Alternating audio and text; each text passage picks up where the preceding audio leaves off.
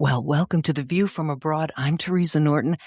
And on February 27th, 2025, I started a podcast that has guests choose one of the newspaper columns I wrote 30 years ago when I was living in Hong Kong to see what has changed in the world and in ourselves since then. And here we are, 1 year later. And I decided it would be fun to invite the show's very first guest, photographer John Langford, back for the anniversary show. So John's and my paths crossed in the 1980s when he returned to Hong Kong, where he had spent his teenage years, and he went off to university and he was back for a while. And, a lot has changed in his life since that first podcast was aired. And we're going to hear more about that in a moment. But first, let's listen to the column that John chose. A ticket from the theater of life. I don't know. Maybe I'm nuts, or maybe I just spent too much time lying on my tummy in front of my parents' hi-fi, staring at record album jackets and listening to Barbara Cook and Ethel Merman and my most revered Julie Andrews. But I grew up expecting life to be a musical production. It wasn't until the other evening that life finally imitated art. At the tender age of 8, I'd listened to enough show tunes to know the rituals of courtship. There was the people will say we're in love denial stage. There was the I could have danced all night realization phase, the tonight first kiss, and finally the if ever I would leave you reconciliation, happily ever after finale. Oh, I could hardly wait. At 14, my first beau was a very sweet boy named John. He was a baseball player, a pitcher, and he was 2 years older than I was. He would come to my parents' house and sit on the couch, and he would listen to My Fair Lady with me. It was our show. This was true romance. And then he tried to kiss me at a party, and I was a bit too much of a lady and unfairly gave him a slap in the face.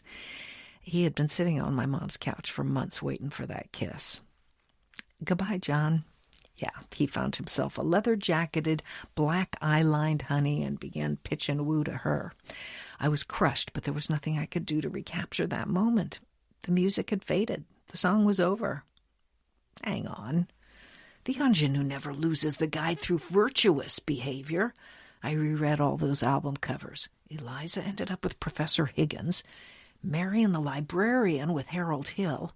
Guinevere ended up in a nunnery, but it wasn't because Arthur and Lancelot decided to opt for some loose-lipped, swivel-hipped damsel. He'd be back. He'd look into her makeup-caked eyes and hear strains of I've grown accustomed to her face, and realize that true love cannot be found in the arms of a girl in a halter top. I waited by the phone while his slutty new girlfriend wasted no time in decorating his neck with love bites. How does Julie Andrews compete with that? I went out and bought a pair of false eyelashes and a halter top and found myself my own little leather jacket-clad honey.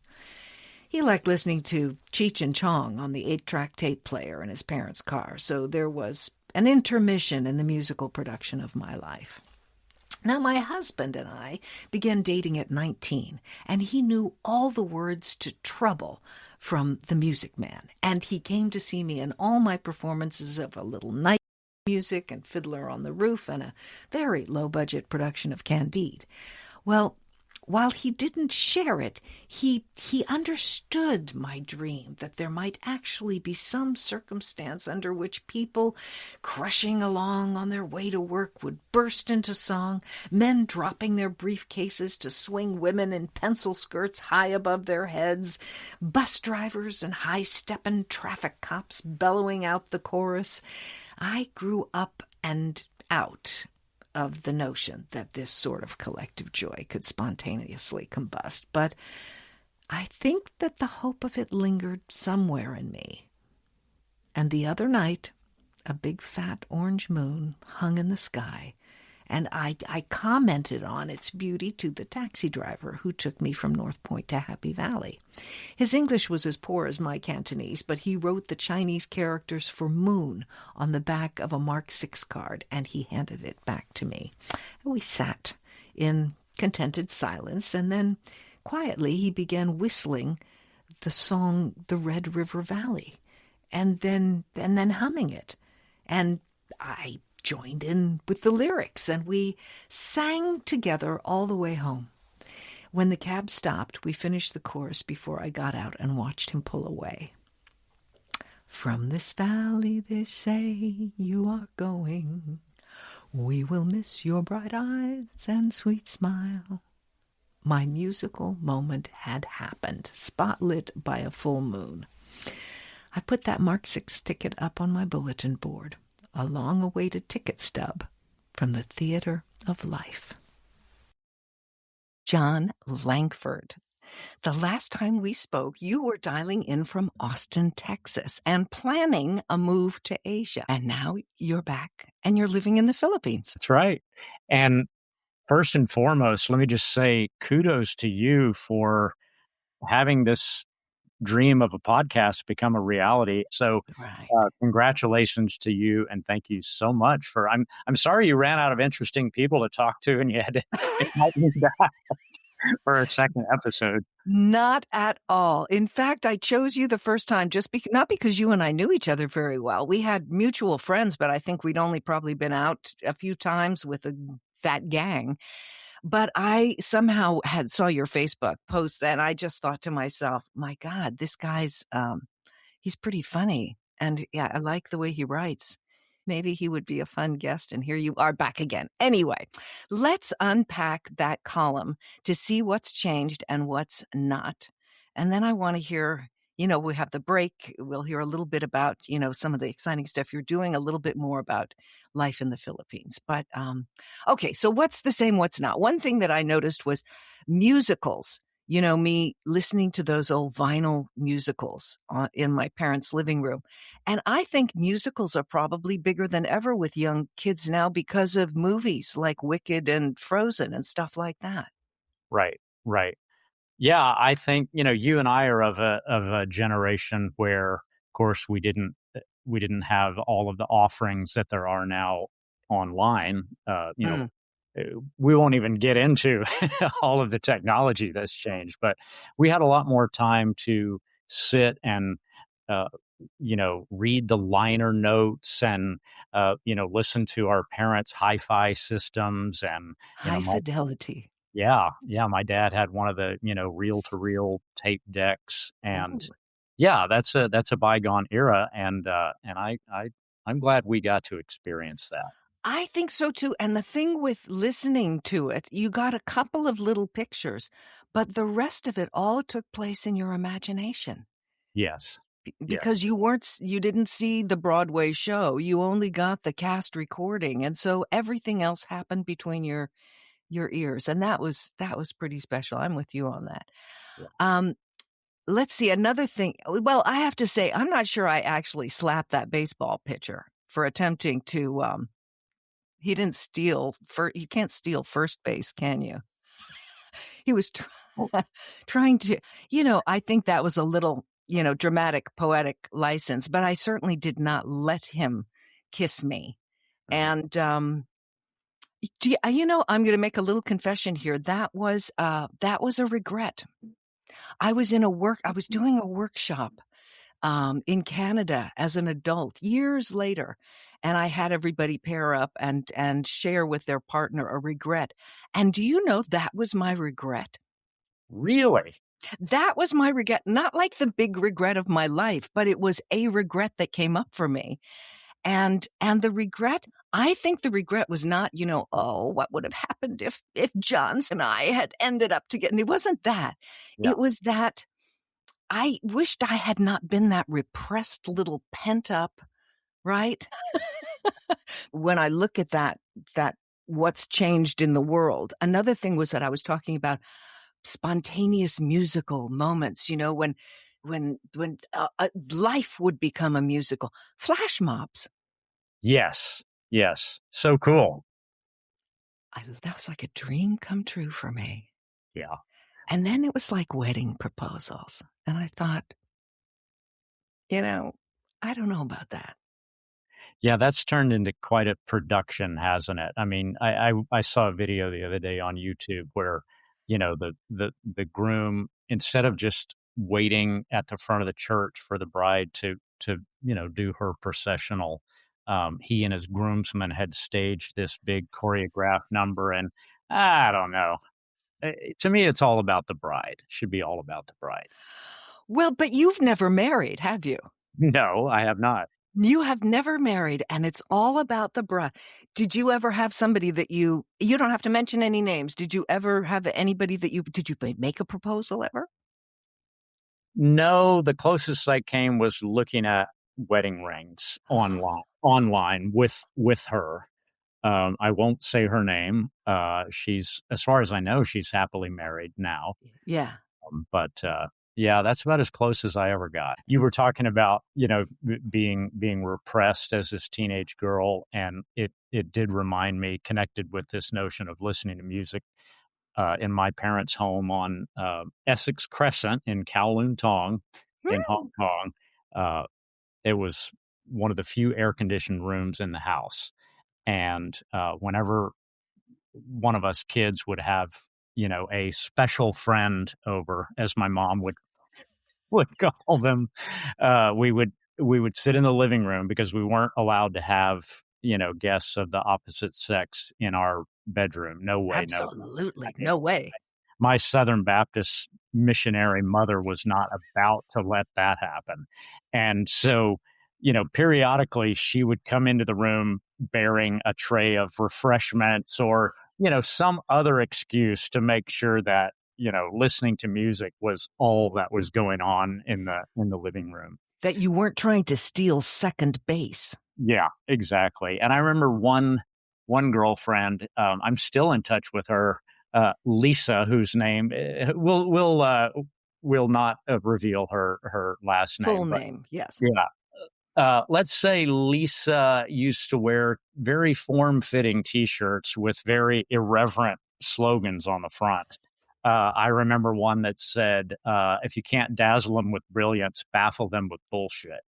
And I would always have to, say, "Lisa, before you come over, just please check your wardrobe and try not to have anything too racy on your T-shirt." But anyway, back to you in the column. No, my Yeah. parents were lovely people, but yeah, all those same rules, same rules. The magical interaction with my Hong Kong taxi driver. Do you know I kept that Mark 6 card. I still have it. That was such a special story, and of course, I read the column when you sent it to me, but then hearing it read aloud in your own voice, it was so poignant, and it really took it to another level. Thank you for sharing that story. Hey, why don't we take a break now? And I want to hear a little bit more about life in the Philippines. Obviously, that's going to have to wait for the second half. But in that break, let's talk a little bit about your photography and some of the things that might be available for people to check out.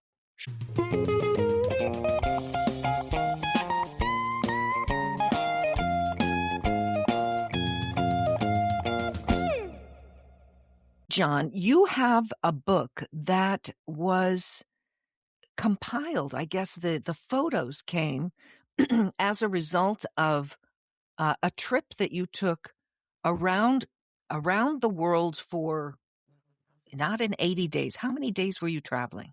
3 years. So the title of the book is 1,000 Days, which is approximately the length of time that I was traveling. So yes, that book of that photo collection is my 50 favorite photos from my trip, including one, incidentally, from Portugal, where you now live. Ooh, how nice. Well, where did you tell us where you traveled in 3 years? I went to every continent except for Antarctica. 38 different countries and 6 different continents. And I tried to stay about a month in each country that I visited because, you're a traveler. And as you well know, you can't really get a taste or a feel for the culture of a place unless you've been there for a while. So a month was about the shortest length of time I stayed anywhere that I visited. What was a favorite destination if you look back on that? I'm sure there's not just one, but what was one of the favorite? Well, in terms of natural beauty, I would have to say the South Island of New Zealand. It's just unparalleled. Uh, so beautiful. And, you know, mountains, fjords, beaches, you know, fields, pastures. I mean, all these little microclimates and every type of topography and landscape, just remarkably beautiful. In terms of the place, I think that I really when I think about it, I have such a heart connection with is Cambodia. I spent 3 months there teaching photography in an after school program for at risk kids.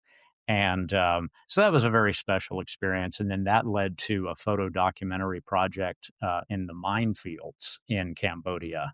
I'm thankful to say that I've completed that project with both of my legs still attached to my body, but I was Wow. literally tiptoeing through the minefields. Oh my gosh, I never knew this. None of this came up in our first conversation. What year was this? What were the 3 years? When did this I take place? I left Austin in 2010 and returned in 2013. Wow. Yeah. Okay, so this book has got photos from all of these, sort of the best photos, and how people can get 1,000 days. Okay. The link is www.tinyurl.com/OTDJL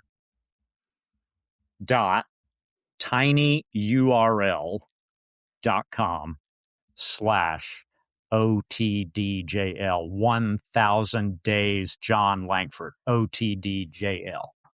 I may have to just go over there and get a copy of that myself because Well, you would.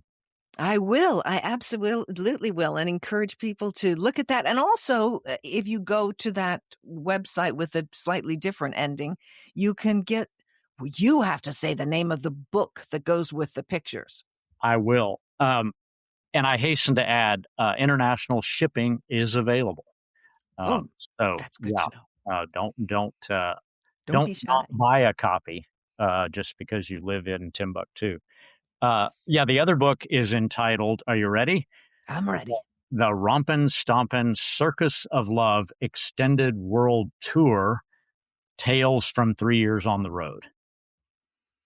And that's the narrative of this 3-year extravaganza. Well, I think they are bookends. I mean, you can't have one without the other.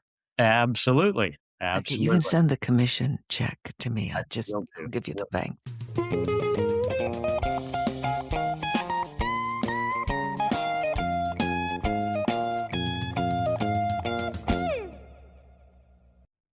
What story was spawned from your imagination by reading that column?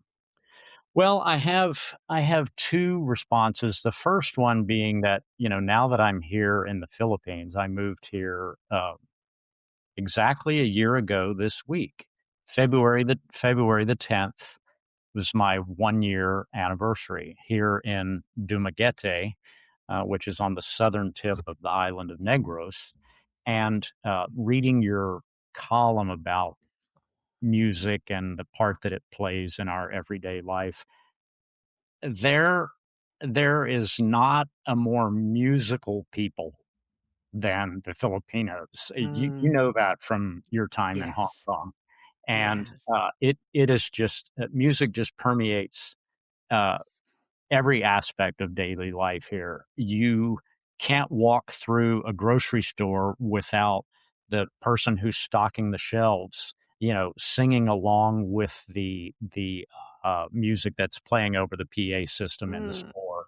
I love Um, this. you walk through the park at night along the boulevard, and every couple of 100 yards or so, somebody's got a battery powered karaoke machine set up and they're belting out. It's like, it sort of reminds me of the you remember in your car when you used to have to actually turn a physical knob to tune in the radio stations. It's kind of like that, because you'll go out of hearing of one karaoke machine, and by then you're into the you can hear the next karaoke machine on the boulevard. Yes. Last night, I think I passed 8 karaoke machines and a guy playing guitar and Wow. a church choir. Uh, Oh, gosh. so it's just it is almost like being in a musical, Hmm. because it's just so much a part of daily life here. The Filipinos loves them some Christmas celebration, Oh, I and know. I remember being in the Philippines and having one of the ladies who was in my workshop say, "Oh, yes, at once the Burr months begin, yeah, that's when the Christmas decorations go up." And I thought to myself, "What's the first Burr September?" yeah, Yes. that's exactly right. I was in a coffee shop and it was in early September, and I remember thinking, "Wait a second, uh, lovely weather for a sleigh ride together." Was hearing it over the PA system in the coffee shop. And then later that week, I went to the grocery store again, September, early September in the tropics. And, all the employees are wearing, reindeer Reindeer. antlers. Um, and it's not, I mean, it's the real deal. Like it's Yeah. the build up to Christmas in Yeah. September.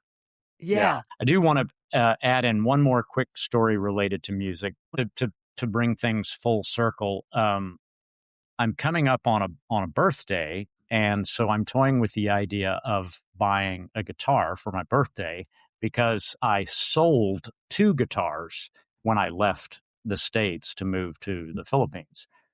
Now, back in late 2000, I was getting together about once a week with a buddy of mine to play guitars. And then he was diagnosed with a brain tumor. And as he went into his final months and weeks, uh, his health was declining rapidly. And so our number of times that we were able to get together and play, was those were becoming fewer and farther between. And so one night I got a call from his wife saying, if you want to say goodbye, tonight's the night. So I dashed over there and she said to me, would you go upstairs and get Marty's guitar and play something for him? He was at home. And so I went into the bedroom where he was, expecting that it was just going to be he and I and his wife. But in fact, it was the 2 daughters, the son in law, the hospice nurse. And I just had to keep reminding myself this is not a concert. This is a farewell. And it's hard enough for me to just carry a tune in a bucket, much less accompany myself on the guitar and sing while one of my friends is literally on their deathbed. Hmm.